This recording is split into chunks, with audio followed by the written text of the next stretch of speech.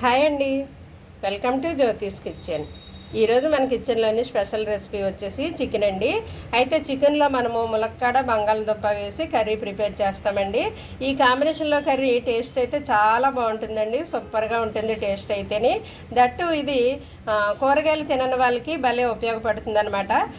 ఏంటంటే కొంతమంది ముక్కలేందే ముద్ద దిగదు అంటారు కదా, అలాంటి వారికి బాగా యూజ్ అవుతుందండి. అటు నాన్ వెజ్ తింటారు, ఇటు కూరగాయల్లోని పోషకాలు కూడా ఒకే డిష్లో వచ్చేస్తాయి కదండి. మరి ఇంక తయారీ విధానం చూసేద్దాం. మన చికెన్లో కూరగాయలు వేసి కలుపుకూర కోసం నేను తీసుకున్న పదార్థాలు ఇదైతే చికెను, 2 ములక్కాడలు తీసుకున్నాను, 1 పొటాటో, 1 ఆనియన్ తీసుకున్నాను. దీంట్లో టమాటా వేయక్కర్లేదండి. ఇవి కొంచెం పెద్దగా ఉన్నాయి పొటాటో ఆనియన్, అందుకు ఒక్కొక్కటిగా తీసుకున్నాను. ఇవి కట్ చేసి ఇప్పుడు కర్రీ స్టార్ట్ చేద్దాం. కట్ చేసిన తర్వాత కూరగాయలు ఈ సైజు కట్ చేసుకుంటే బాగుంటుందండి. ఉల్లిపాయలు అయితే ఇదిగో మీడియం సైజు కట్ చేసుకోవాలి. ములక్కాడలు ఈ విధంగా కొంచెం పొడవుగా కట్ చేసుకుని, పచ్చిమిర్చి అయితే 4 తీసుకున్నాను. ఇవి కొంచెం ఘాటుగా ఉన్నాయన్నమాట, అందుకు 4 తీసుకుని చీలికలుగా కట్ చేశాను. దుంపలు కూడా కొంచెం ఈ సైజు కట్ చేస్తే బాగుంటుందండి, మరి చిన్నగా వద్దు. కర్రీలో కలిసిపోకుండా సపరేట్గా కనిపిస్తే బాగుంటుంది అనమాట. ఇదైతే కరివేపాకు తరుగు, ఇది కొత్తిమీర తరుగు. ఇవి నేను తీసుకున్న పదార్థాలు. ఇప్పుడు స్టవ్ ఆన్ చేద్దాం. స్టవ్ ఆన్ చేసి కడాయి పెట్టాను, ఆయిల్ వేద్దాము. మరి చికెన్ కదండి, చికెన్లో మనం కూరగాయలు వేసాం కాబట్టి కొంచెం ఆయిల్ పడుతుంది. ఒట్టి కూరగాయలు అయితే మనం ఆయిల్ తగ్గించినా పర్వాలేదు. ఇందులో చికెన్ యాడ్ చేసాం కాబట్టి 3 స్పూన్లు వేసానండి, నేను 3 గరిటెలు వేసాను. ఆయిల్ హీట్ అయ్యాక ముందుగా మనం ఆనియన్ ఫ్రై చేద్దాం.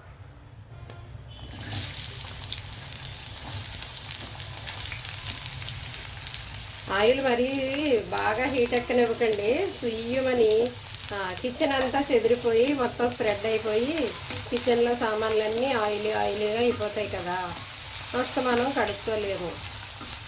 ఇవి ఎలాగో వేగుతాయి కదా, నూనెలో వేగుతాయి. ఫస్టే హైలో పెట్టేసి మీరు సుయ్యమని అనిపించక్కర్లేదు, వేగుతాయి పర్వాలేదు. ఈ ఉల్లిపాయలు త్వరగా వేగడానికి మనము సాల్ట్, పసుపు వేసేద్దాము. కర్రీకి సరిపడా సాల్ట్ ఇప్పుడే వేసేస్తున్నాను నేను. అలాగే పసుపు కూడా వేసేసి మనం కొద్దిగా ఫ్రై చేద్దామండి. ఆనియన్ కొంచెం వేగితే బాగుంటుంది కదా, నూనెలో వేగనిద్దాం. ఇదిగో ఉల్లిపాయలు చక్కగా వేగాయి కదా, ఈ టైంలో మనం అల్లం వెల్లుల్లి పేస్ట్ వేద్దాము, 1 అర స్పూను. ఈ అల్లం వెల్లుల్లి పేస్ట్ కూడా పచ్చి వాసన పోయే వరకు కొద్దిగా వేగనివ్వాలండి, ఫ్రై అవ్వనివ్వాలి. ఇది కొంచెం అల్లం వెల్లుల్లి పేస్ట్ వేగిన తర్వాత మనం కారం వేసేద్దాం.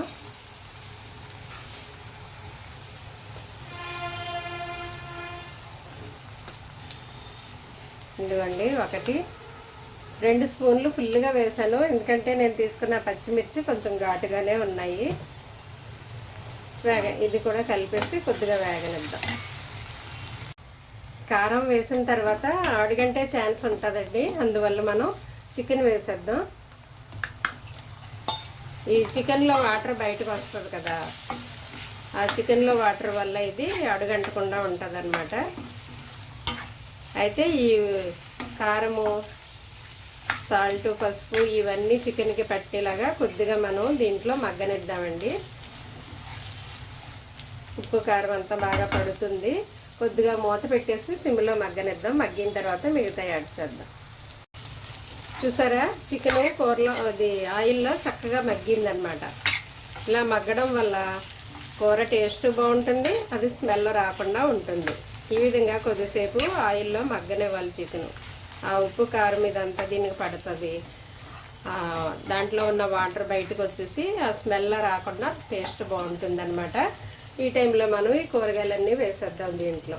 పొటాటో, అలాగే ములక్కాడలు, పచ్చిమిర్చి, కరివేపాకు, కొత్తిమీర మొత్తం అన్నీ వేసేసిన తర్వాత ఇప్పుడు మరలా మనం బాగా కలిపి మరలా 1 నిమిషం మగ్గనిద్దాం.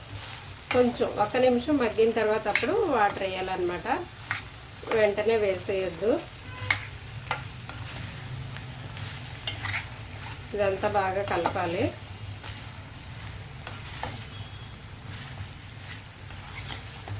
ఇలా కలిపిన తర్వాత కొద్దిసేపు మూత పెట్టేసి 1 నిమిషం అలాగా మళ్ళీ మగ్గనిచ్చిన తర్వాత మనం ఆయిల్ వేస్తే టేస్ట్ బాగుంటుందన్నమాట. మరి కొంచెం సహనం ఉండాలి వంట చేయడానికి. త్వరగా అయిపోవాలంటే కొన్ని అవుతాయి, కొన్ని అవ్వవు. ఇలా కలిపిన తర్వాత మూత పెట్టి మగ్గనిద్దాం. చూద్దామండి మన కర్రీ. ఇదిగో చూసారా, ఇలాగా ఆయిల్లో చక్కగా మగ్గితే అప్పుడు కూర టేస్ట్ బాగుంటుందన్నమాట. కొద్దిసేపు ఇలా మగ్గింది కదా, ఇప్పుడు మనం వాటర్ వేసేద్దాం. పక్కన మనం వేడి నీళ్ళు పెట్టేసుకుంటే మనకి వంట త్వరగా అవుతుందండి. నేను వేడి నీళ్ళు పెట్టేశాను. మీరు కెటిల్ ఉంటే కెటిల్లో వేడి నీళ్ళు పెట్టేసుకోండి, లేదంటే స్టవ్ మీదే పక్కన వేరే గిన్నెలో వేడి నీళ్ళు పెట్టుకుంటే త్వరగా కూర మరిగిపోతుంది కదా. మరిగి వచ్చిన తర్వాత మనం మీడియంలో పెడతాం, హైలో పెట్టకుండా మీడియంలో పెడతాం కొత్త ఉడికేటప్పుడు. ఇలా వేడి నీళ్ళు వేయడం వల్ల మనకి వంట త్వరగా అయిపోతుంది, టైం సేవ్ అవుతుంది. మరి సమయం చాలా విలువైంది కదండి. మన సమయం అంతా కిచెన్కే ఇచ్చేయకుండా మనం త్వరగా వంట చేసుకుంటే మిగతా పనులుగా సమయాన్ని ఉపయోగించుకుంటాము. అయితే ఇప్పుడు ఇది నీళ్లు తిరగబడే వరకు హైలో పెడతాము, తర్వాత మీడియం ఫ్లేమ్లో ఉడకనివ్వాలి.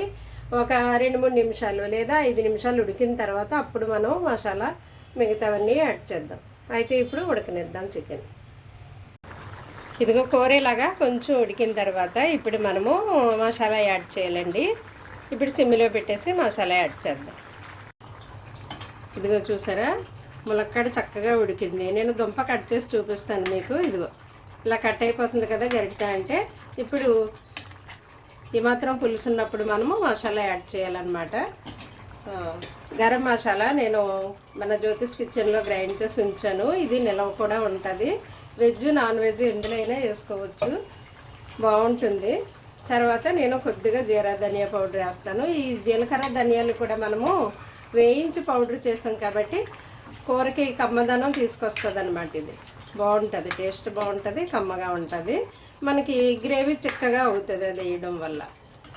మరీ పులుసుగా కాకుండా కొంచెం గ్రేవీగా ఉంటుంది అన్నమాట. గ్రేవీ బాగుంటుంది. ఈ మసాలాలు మనం వేసి ఒకసారి ఇలా కలిపేసిన తర్వాత పైన మరలా మనం ఇప్పుడు కొత్తిమీర వేద్దాము. కొత్తిమీర అయితే టేస్ట్ బాగుంటుంది కదా. ఒట్టి కూరగాయలు తినని వారికి ఈ విధంగా కూరగాయలు కలిపి వండితే బాగుంటుంది కదా. కొంతమంది ఏంటంటే రోజు నాన్ వెజే కావాలనుకుంటారు, ముక్కలేందే ముద్ద దిగదు అంటారు కదా, ఆ టైపు ఉంటారు కదా. వాళ్ళకి మరి రోజు నాన్ వెజ్ తింటే వెయిట్ పెరుగుతారు, అలాగే కొలెస్ట్రాల్ పెరుగుతుంది, మిగతా పోషకాలన్నీ రావు. మిగతా కొత్తిమీర వేస్తున్నాను. మిగతా మనం కూరగాయల్లో ఉండే పోషకాలన్నీ మరి నాన్ వెజ్లో రావు కదండి. అందువల్ల ఈ విధంగా కలుపు కూరలు వండుతుంటే వాళ్ళకి ఆ కూరగాయల్లో ఉన్న పోషకాలు వస్తాయి, వాళ్ళకి నాన్ వెజ్ తిన్న ఫీలింగ్ ఉంటుంది. వద్దనకుండా పేచీ పెట్టకుండా ఇది కూడా ఎంజాయ్ చేస్తూ తింటారనమాట కూరగాయలు ఉన్నా కానీ. ఇదిగో కొంచెం చిక్కబడిన చూసారా గ్రేవీ. మనం మసాలా వేసిన తర్వాత ఇది 1 నిమిషం ఇలాగ మగ్గనిచ్చేసి మనము స్టవ్ ఆపేసి డిష్ అవుట్ చేసుకుందామండి. 1 నిమిషం. ఇదిగో చూడండి, మసాలాలన్నీ వేసిన తర్వాత 1 నిమిషం ఇలాగ మగ్గిన తర్వాత ఈ టైంలో మనము ఇంకా స్టవ్ ఆపేయడమేనండి. 1 నిమిషము అలాగా మసాలాలంతా ఫ్లేవర్ దానికి పెట్టేసింది కదా, చక్కగా గ్రేవీ గుజ్జుగా ఎగిరిపోయింది. ఈ టైంలో ఆపేసి డిష్ అవుట్ చేసుకోవడమే. ఫైనల్గా వేడివేడిగా మన చికెను ములక్కాడ పొటాటో కర్రీ రెడీ అయిపోయిందండి. ఇది రైస్లోకి చపాతీలోకి దేంట్లోకైనా బాగుంటుంది.